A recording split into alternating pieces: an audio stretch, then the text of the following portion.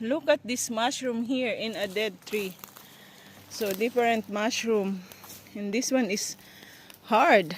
What kind of mushroom is this? It's like a stone.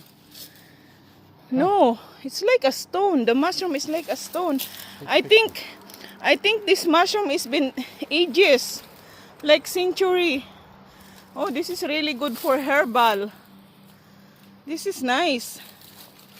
We can get this for a herbal. There's a lot. Oh my goodness, see? Yeah, this is geisha mushroom. This is good for herbal medicine. Well, you gotta be careful. See, this one is very old. Some of them are poison. So many of them, different mushroom guys here. Look at that. Parang seashells. Yung iba na nga laglag na nga, ayun oh. Mushroom din siya na tuyo na laglag, ayun pa oh. Ayun oh. So may, ouch! Shoot, masakit. So many mushroom guys here. Around the dead trees. This tree is like a century tree. The age of this tree is like century. And they cut it. Look at the underneath of this mushroom.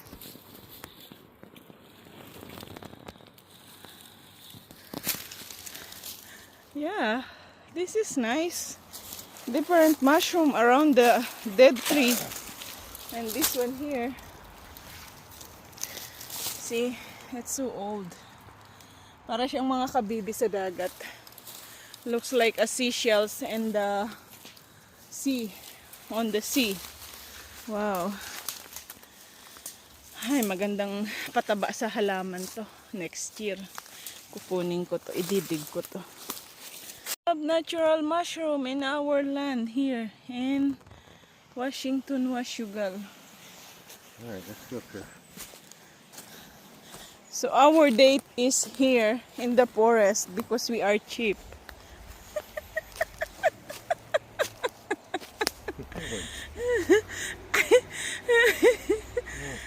Let's pull your pants.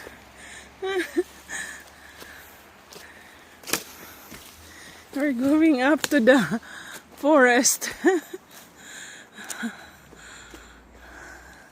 See the trail? Okay. Where are we going? I was gonna take you up there. There That's or where there? the house is gonna be. Where? Up there on this.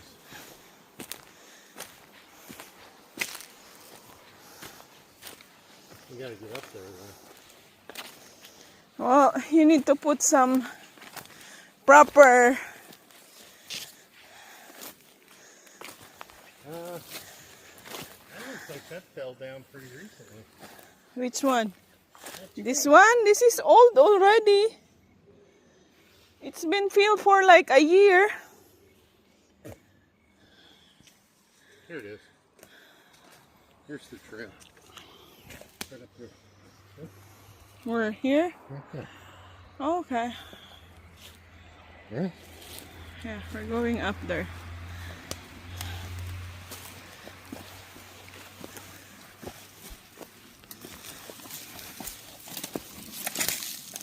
Shit. I'm sorry.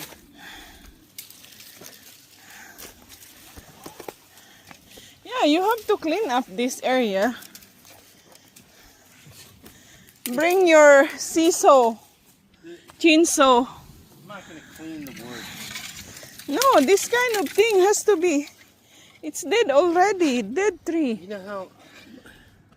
Look how much, Miranda. It's not realistic. I can barely keep up with you around the house. Okay, I will do that for you. I will cut all these trees.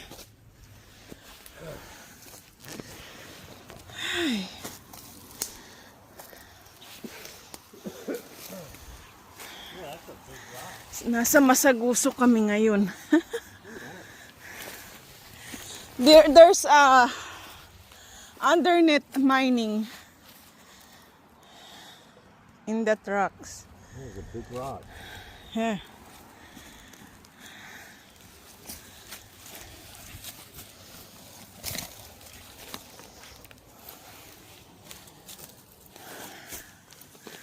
And We're going up where we're gonna build a new house here in this area.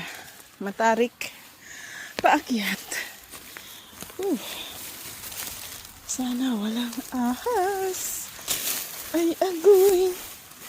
Agoy, agoy. Laki nitong bato na to. Kasi laki ng ng hot tub ni Amo.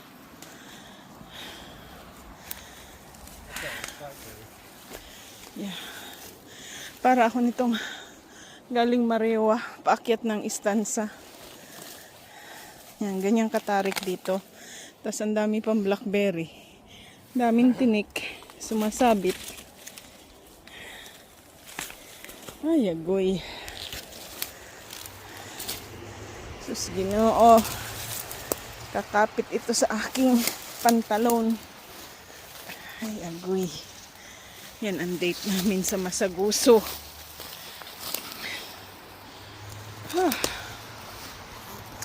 So in this area, gonna build a new house. Tatlong palapag, 3-story building. Basement, ground floor, and third floor with elevator. Kasi we're getting old. So, kung hindi na makalakad sa stairs, mag-elevator na lang. Paakyat ng taas ng bahay. Whew. Yan. Dito. Dito daw.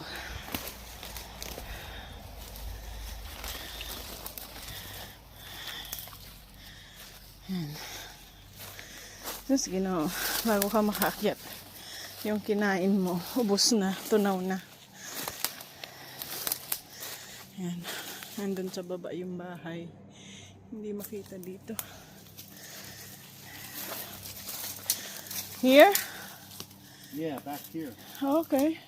Away from the road. Yeah. Okay, so you don't want really beside the road. No, this way. Okay. You can't get to it. Yeah, but you still gonna cut these trees here. Yeah, down this way. There you go.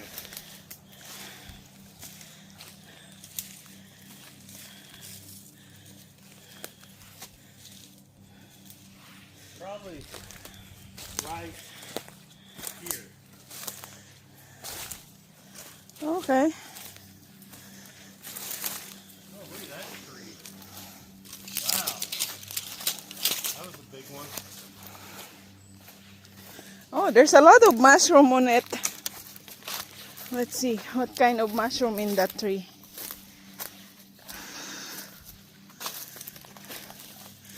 Wow. Look at...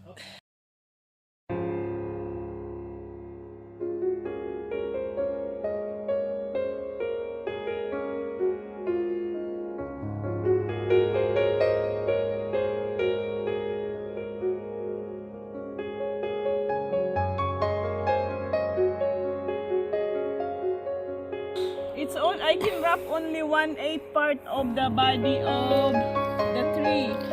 I think this tree is 300 years old, 200 to 300 years old. So big. So that's the big tree behind me. It's century, the age of the tree in our land here in Washougal, Washington. Diba? Yan o, laki.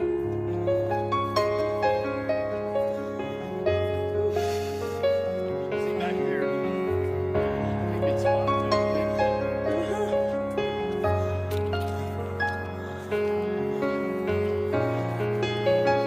Walking exercise around the house, no, around the property, the 10 acres land.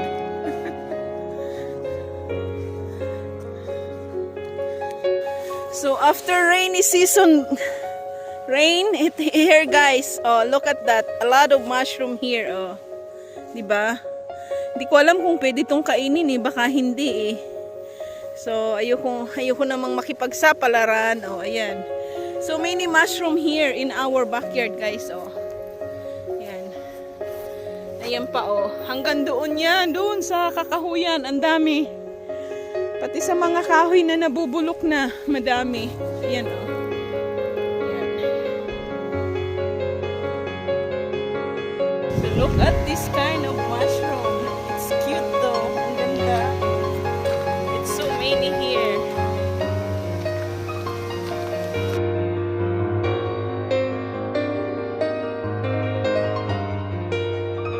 So our potatoes here having fruit already. Here. See the potatoes fruit. But it says that this fruit, it has to be removed so it can focus on the fruiting on the roots. So we have to take this out. Yan o. Ano kayang lasa nito? Tikman nga natin.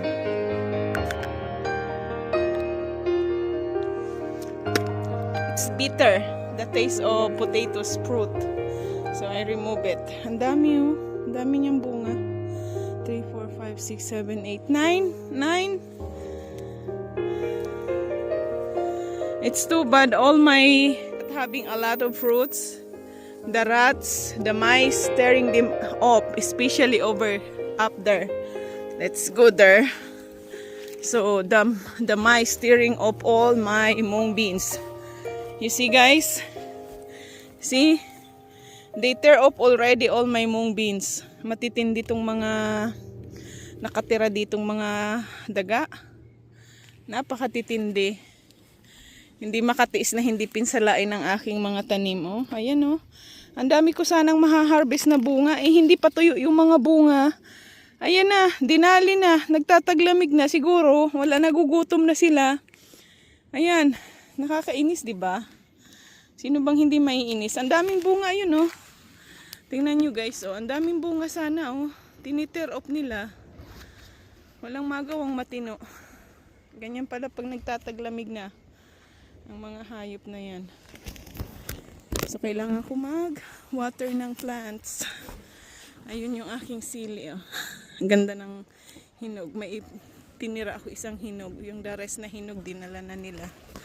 Yung pumunta dito nag-harvest. Ayan yung aking zucchini. Ngayon namumunga pa.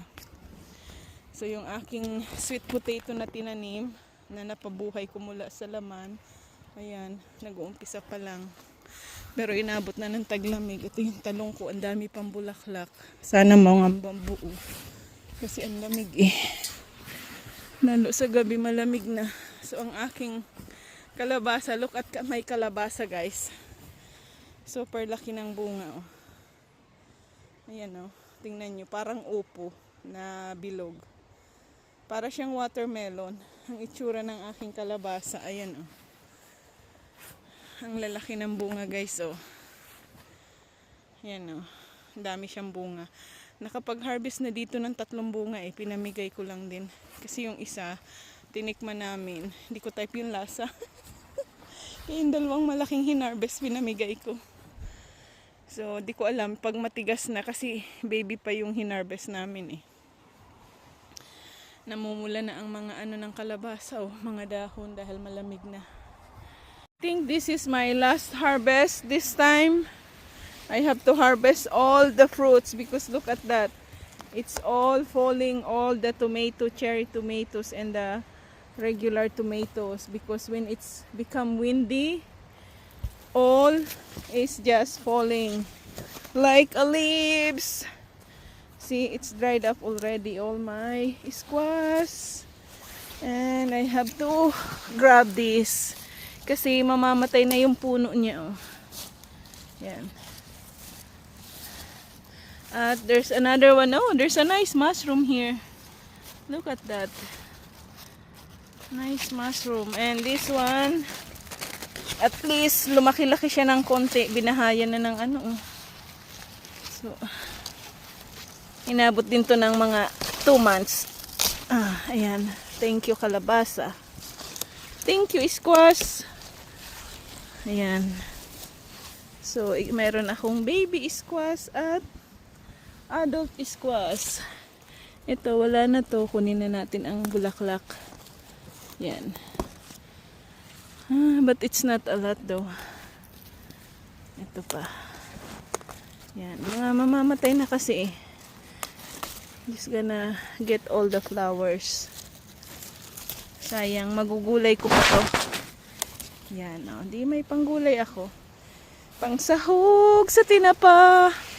Kunin ko na din to. Magtitinapa ako. Yan.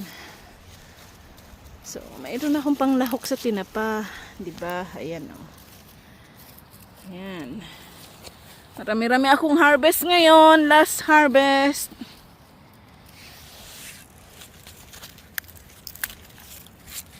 Ay, napunggil. Ayan. Sayang kasi yun eh. So even I don't want to harvest the tomatoes because it's not ripe yet. But since it's become like this, even it's still on the tomato plant, so I have to harvest. And so many are falling already on the ground. See over there? A lot of cherry tomatoes fall. So it's dried up by the cold weather. That's why it's all falling. Even it's not ripe yet. See, I have chili pepper leaves and squash. The like watermelon is 4 pieces. One big regular squash like pumpkin and one baby one. And this one, arugula, tomatoes, eggplant, and bell pepper. See guys, because of very cold weather, this is what happened.